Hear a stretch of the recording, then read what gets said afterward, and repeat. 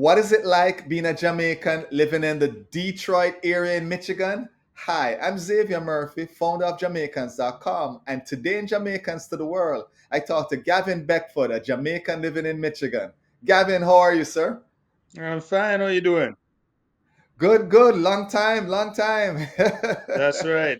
I know you're enjoying warmer weather than I am, but it's all right. I won't hold it against you. You were here, so. So tell us where in Jamaica you're from. All right. I am from Kingston. I I actually grew up in St. Andrews, Stony Hill, and then in high school, probably about 87, moved into, the Barbican Jacksonville area, that zone and it was closer to school and everything. So So which school? Tell us which school Camp, you're representing. Campion College, Campion College. Okay, all right. Down the road from Jamaica College, the greatest school.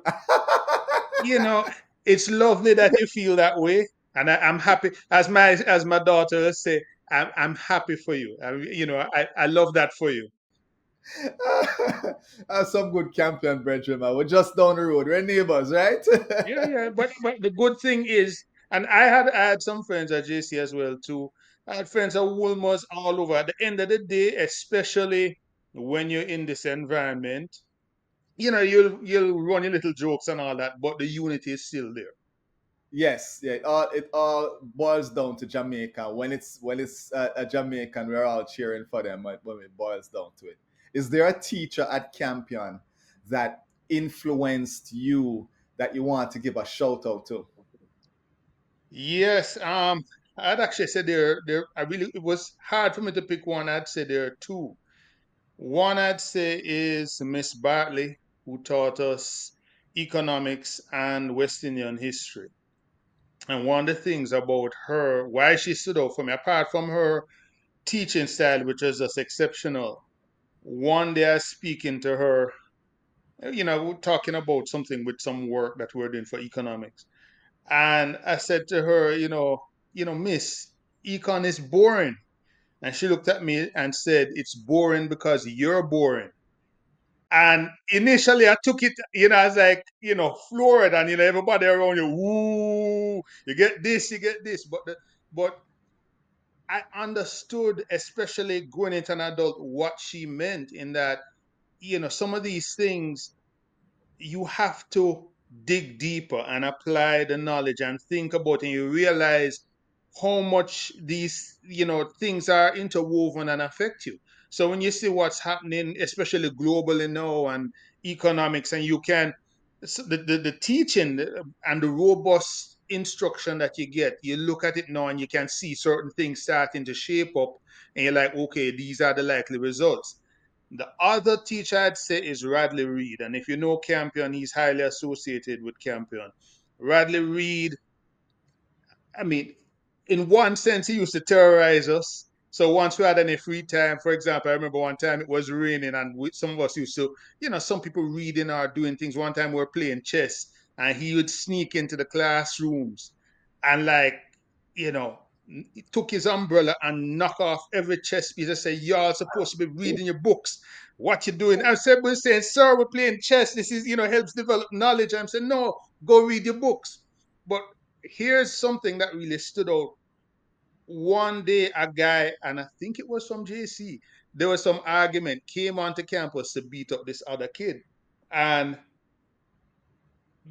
if you know how Campion is set up, well, the first, the third form, and then the fourth and fifth form, everybody came out because this guy was on campus, and the whole, group was going to mob this kid and basically exact revenge.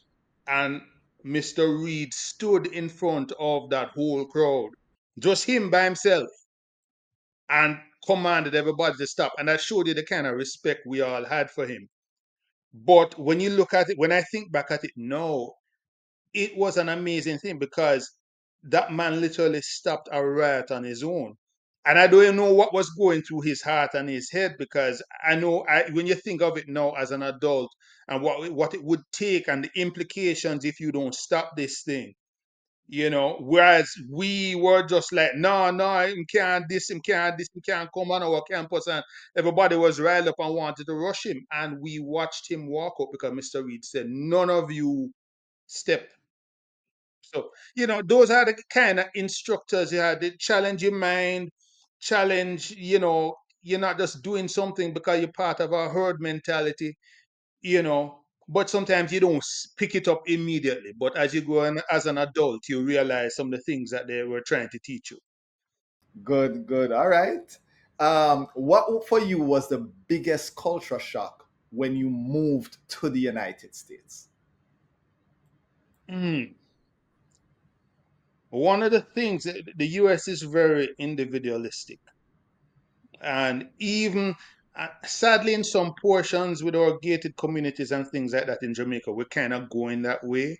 But Jamaica has a spirit of, sharing and caring beyond your immediate self. Not to say that it doesn't happen in communities here, but it tends to be more just within a family. Whereas the whole Jamaican vibe is okay, my tree is laden with fruit. Hey, you check the neighbors here, you want some mango, or you want some, and this is some I grew up with my father doing that, instilling that in me and my family. And it's something that we grew up with, whenever you have excess, you're sharing. That's not the mentality here. And so when you go to like a neighbor's, but like I'm something I just grew up with. You move into a neighborhood, you go introduce yourself to the neighbors, and they in turn come and introduce themselves to you. I will go into a community and I'm like, hey, I'm so and so next. First of all, they're kind of skeptical you come into the door already, right? So that's the first thing. They're like, hey, I live right here. I just moved in, just introducing myself.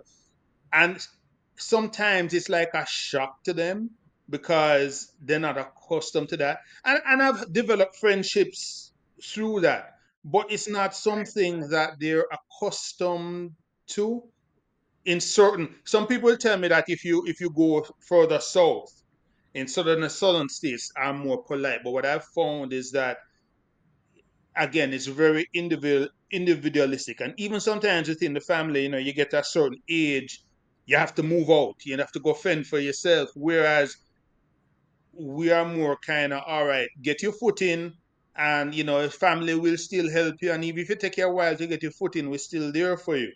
So that's one of the biggest shocks for me, just the individualistic. And it's not that people are necessarily being mean, but the system and the structure things kind of forces people to focus only on themselves and their immediate family. So Okay. All right. So, how did you end up in the state of Michigan? uh, I came here for what I thought was love. I married my ex-wife at the time. She is from Michigan, so then came here. Unfortunately, things didn't work out, but the way I live, I don't regret things because every choice that you've made, every single decision has led you to the point where you're at. And I thoroughly enjoy my life where I'm at now. Um, met another lovely woman here who became my wife last July. The best relationship I've ever had and will ever have. All right. We both came from similar situations with, you know, just marriages that deteriorated. I have a son, she has a daughter, so now we both have a son and daughter, and it's been amazing. It's fantastic. Anything you see me post sometime on social media, I'm not as much on social media as I used to be, but anything I post is usually about them. Um, More to celebrate them and to let people in Jamaica who have been following them, just especially my son, because I used to post a lot about my son, and just for them to know what's happening with him and how he's doing. So, but yeah, so love brought me here, love has kept me here. So that's I the like deal. that. What's the cost of living like in the state of Michigan? And I know you're in Florida for a time, so you can even compare it to that if you want. Well, let's put it this way: the lovely thing about Michigan, as you get deeper into it, you'll start to learn more about it. And I tell people the countries may change, but certain things really are the same. One of the things that was clear for me with Michigan, just like in Jamaica, how you can take a couple corners and the demographic has changed. You can go from let's say a more destitute community to one that is just wealthy. And so as you start to know the communities, if you want to live a certain lifestyle and you feel you're the person that must be seen in certain types of stores, you can live that lifestyle and it can be quite expensive for you. But if you have the money to do it and you feel that's the way you want to live, no, you live how you want to live. As you know other communities, you can know places where you can shop. Funny enough, my wife and I just came from, they have a Mexican village here, and they have a grocery store there. And that's where I go sometimes and get some of the nicest produce instead of just the chain supermarkets. And, and my wife said it to me today because I took her there for the first time, because I usually would go on my own. And she said, I can see why you like it here, because it feels, you feel that warmth. You feel that, just like how you'd go into a store in Jamaica and you go there enough times, they know you, they know the kind of Right, stuff you like. community. Right. You're You go part down of the their spice community. aisle and you're smelling the spices because, it just bag up, it's not known as a commercial thing where it's processed in the, maybe it's processed in a factory or whatever, but it still has a little, you know, charm and element to it, and the people friendly, they want to help you because they enjoy being there and they enjoy the fact that you're there. So, you know, so it can be as expensive as you make it, because there are options there, so you can decide what you want to do. All right. Now, in terms of food, are you getting your Jamaican food there? Or you have to cook it yourself, or how you getting your fix? All right. I love to cook, but I don't do the Jamaican dishes justice the way I would like to. And I'm the kind of person, if I can't make it the way that I want it in terms of the quality, I'll have to go out and get it. There's one restaurant that I have found that um, has, let's say, the closest I can see that has come to Jamaican food, actually being in Jamaica.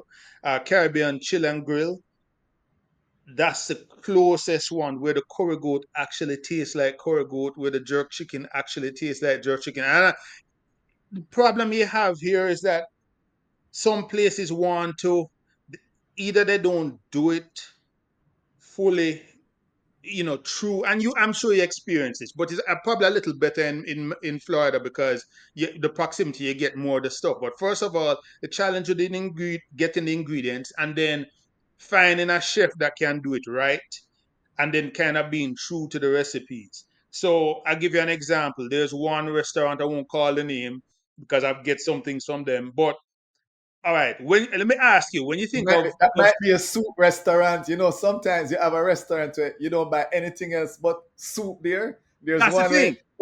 I only get patties from this restaurant. I only right. get And patties from them. So here's hey, the I have deal. a cases. Go ahead. You, you ever give an Let me ask you this. When you think of stew peas, what meats do you think of would be in the stew peas? Give me examples that come to your head. The beef and the pigtail. Beef, pigtail, or it might even go ital, right? So they might not have no meat. Yes, Right. yes. What you think about stew peas with chicken? Uh, I, Exactly, right? I, I've had stew peas with the turkey neck, right? Mm-hmm. Um, Like a smoked turkey neck. yeah, the smoked turkey neck, Right. but chicken. Chicken, exactly. So the owner for the restaurant was there, and she's like, she's giving samples of it, and I say, it's funny you should come with a sample because I said, hey, when I think stew peas, I don't think chicken. And she said, no, just try it, just try it. I said, but I'm thinking, I'm like, why don't do no pork, no salt beef, nothing. She's like, no. And I tried it, and to be fair to her, it was good. It tasted. But for me, there's some hybrids and fusion that I can't do it. If I'm trying to have my Jamaican food, I want, even if you're going to tell me Straight. you don't put it here, You're going straight. You want the straight right, thing, the original. right. Otherwise, I'll just wait till I come home. And that's the thing. Some of them, when they do the stuff, they do the rice and peas too wet. Says almost like a Mexican beans and rice kind of feel. I don't want that. If I have in Mexican, I have in Mexican. If I have in Jamaican, nice, not too dry, but not wet and soppy. So that's the thing. So I'll wait for certain things, but that one place, Caribbean Grill and Chill.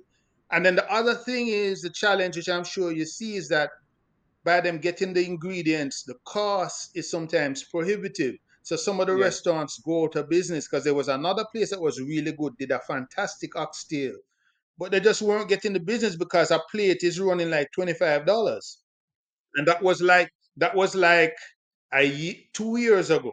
So imagine what the prices would be like now. Wow. Wow. Wow. So, are there any type of Jamaican Caribbean events, maybe put on by an association? Where do folks kind of meet up? Well, there are things that happen from time to time, and it because it's not as large. Well, let me say this. I'm not fully in the loop with them. Like when I go in the restaurants, I'll see the flyers for the different events and things. So there are events and things that happen. And then for the larger West Indian community, they've had a carnival thing here for a few years, as far as I know. It may have gone on longer, but so that brings in the larger West Indian community because there are quite a few Jamaicans and Trinis, Bajans. Um, my colleague where I work is a Nigerian that had lived in Jamaica for some time, and so there's a lot of a lot of people here with Jamaican parents and things of that nature, but they're not as outward as would be in Florida or Atlanta or New York. You have to kind of run into people. You talk to them a little bit and you hear the accent. You're like, oh, like a Okay. supermarket down the road, lady cashing out, and I could hear the accent. And then I talk to her when I speak to her in Patton. She like, oh, it's like, oh, what you doing here? It's like we're here. So it, there are gatherings and things that happen, but it's not as prominent as I would see in other places where you're like, okay, this place, this hall always going to have, Caribbean events or that kind of thing. But maybe it's just me. Maybe I'm not as keen to what other places are there on a regular Going. basis. So, I hear you. I hear you. Have you experienced where somebody realized you're Jamaican and they said something like really weird, that because they never encountered a Jamaican before? uh, oddly enough, a lot of people, you know, thanks to Bob Marley, thanks to Usain Bolt, thanks to, all the different dancehall artists at different points, there is quite an acknowledgement for and high regard for Jamaicans, even here in Michigan. So, even that, whether it's even just for vacation and standards or something, they think highly of us. So I haven't had anybody say anything kind of weird. The only thing which I'm sure you experience and most Jamaicans experience. I mean, if anybody that knows me, I'm not a weed person. If you do it, that's fine. I don't have no problem with that. But just the assumption that, oh, you're Jamaican, so you must know where the good stuff is, or you can get me, or come with me to the weed store and try and tell me which is the good. I don't know which variety is good for you. You must go figure that out. Yeah, yeah. A lot of They feel people this on is the innate. We stereotype. must just know. Exactly. Exactly. What would you say was your biggest adjustment moving to Michigan? To Michigan, biggest adjustment. One of the things, especially being in the full Detroit area, there's been a lot of gentrification because they had a downturn, and basically they were two different things were happening. The predominantly black community, which upheld a lot of things and helped bring Detroit out of bankruptcy. You have a lot of investment coming in, and so some of that investment is displacing the people who were here and helped kept things going. So there's a lot of resentment. So what I found coming in initially, there was a little distrust in that people don't know your motives. Okay, you're here from Jamaica, and yeah, whatever. But until people got a sense of who you are and that you're not here to exploit the situation, then people became more open and friendly. So it was weird because you come into an environment and you're like, hey, and you're trying to be friendly and outwards, and people kind of, like how we kind of give a side eye and say, all right, we'll see what you're about. And Yeah, it's yeah. their I would know, equivalent of that. Huh? okay. Or well, for digging and say who you know or who know you, you're calling around Exactly. people. Who And know you. that's the thing, because you're coming from outside, you're not in their networks and circles. So oddly enough, it was a um another West Indian who, and knowing her also led me to knowing some other people. But I spotted her at an event, and again, it's just something about how West Indians, how we carry ourselves.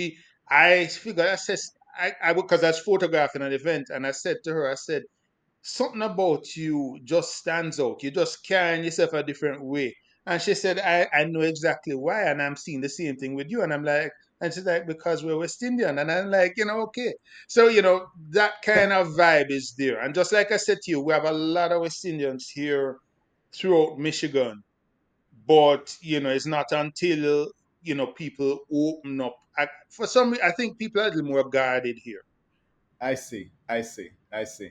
No, you touched on something there, the gentrification and everything. I remember when I visited Detroit, not a visit. I was in the air landed in the airport transitioning, right? Hmm. And I know back then, a lot of the automakers were going through that transition, and it looked like dark times, economy wise and so forth. How is it coming back and so forth? And I don't mean to put you on the spot with that particular question, but how is it now? It's funny because I'm actually in that industry. I work in economic development, not in Detroit, but in another township. And it's an amazing story because it's a matter of resilience of the people there, not giving up. Basically, you had entities that wanted to just ransack everything, because when a city is in a state of bankruptcy, you have a lot of people saying, okay, we can fund this, we can do that, but what are we going to get for it? So there were entities that wanted to raid the museums, raid certain properties and everything. And it was a lot of people, of from varied interests and varied ethnicities, who really had the resolve to preserve what was there, to fight for it, and to be creative in terms of how you're going to solve the problems. So there was a lot of blight, a lot of people got homes, they lost their homes, and you also had people who bought properties and just sat on them. So even though you wanted development in your community and you had houses that were abandoned, you couldn't necessarily do anything with it because that person is just waiting for the community to improve before they invest in it. So they just let the property run down.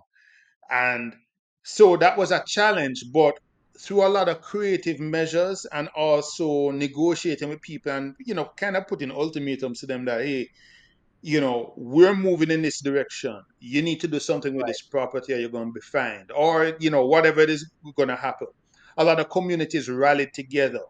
So you had situations where they're like street lights. Oh, people wouldn't think about this in the United States, but you had areas where there were no street lights.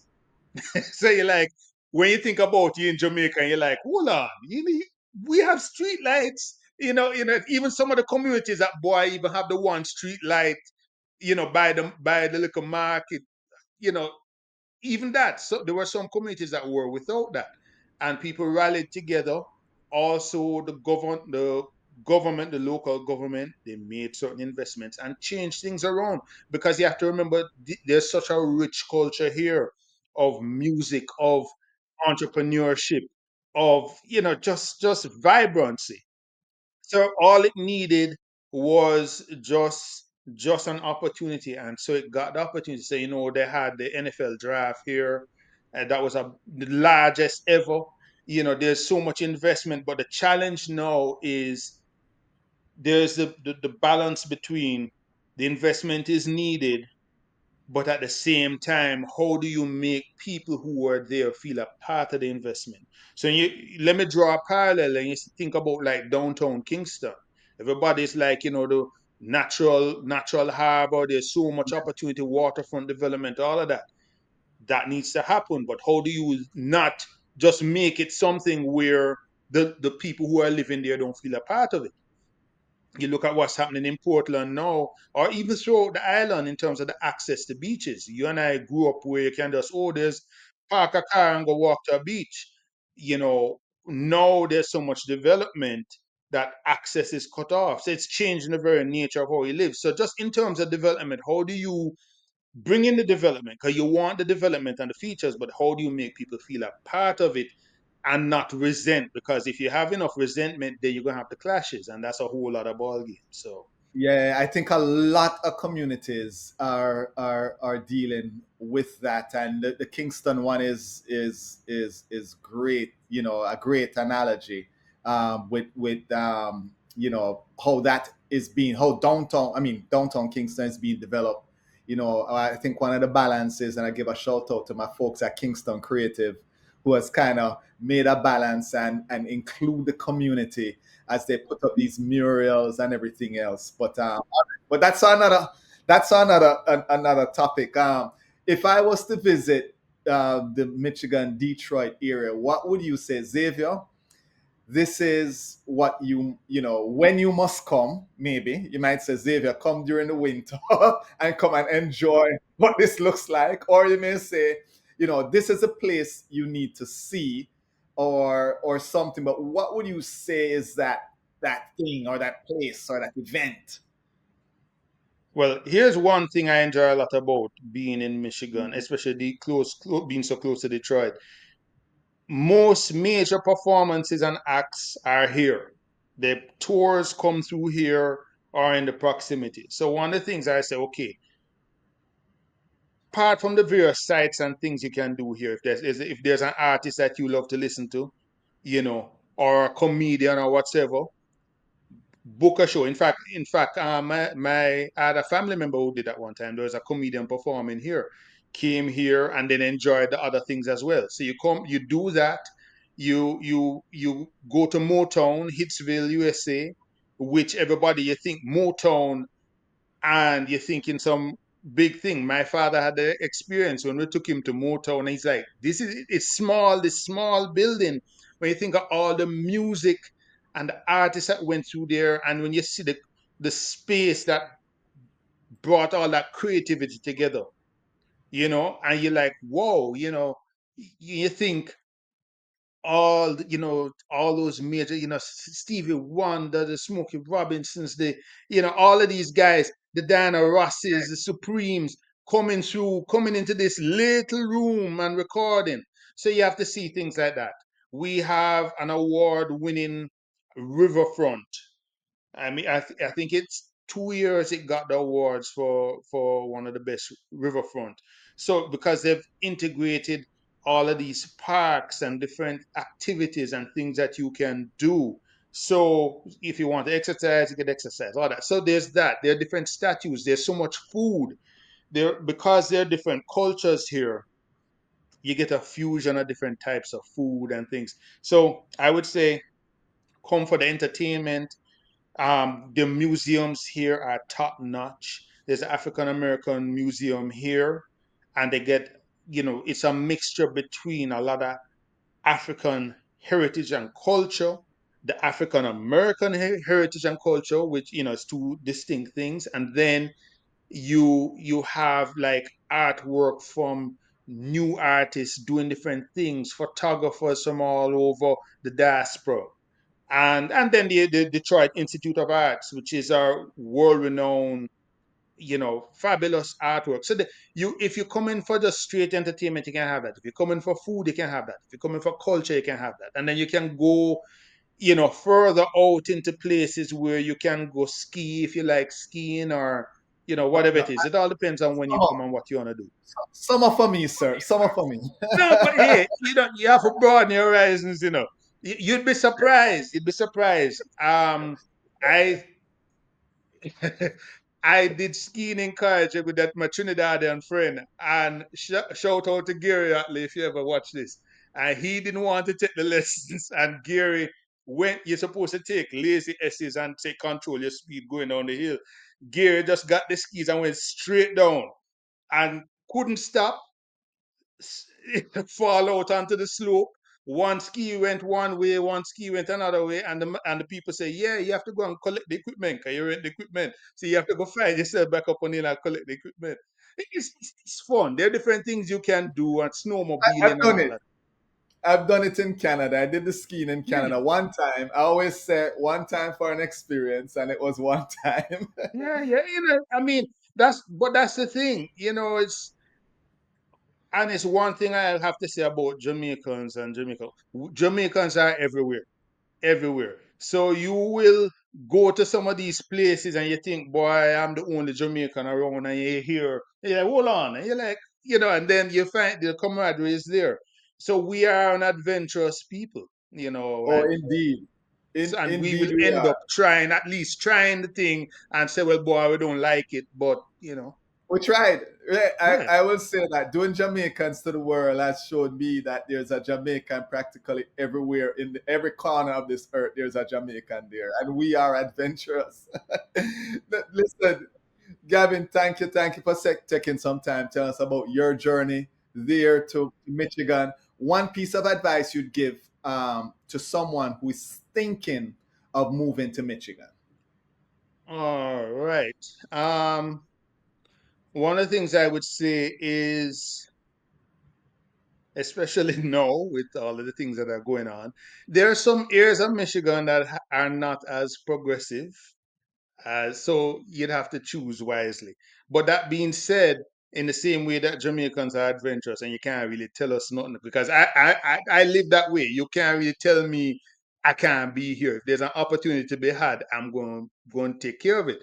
But know what you're doing and plan accordingly. That being said, once you come here, there's a lot of opportunity here because, again, as I mentioned with the resurgence and what has been happening, they are rebuilding just different industries. They're trying to build new investment corridors. There's opportunity for you if you are technically minded. There's opportunity for you if you have particular skills. If you are a skilled trade person, whether electrician, plumber, whatever, there is not enough. They don't have enough.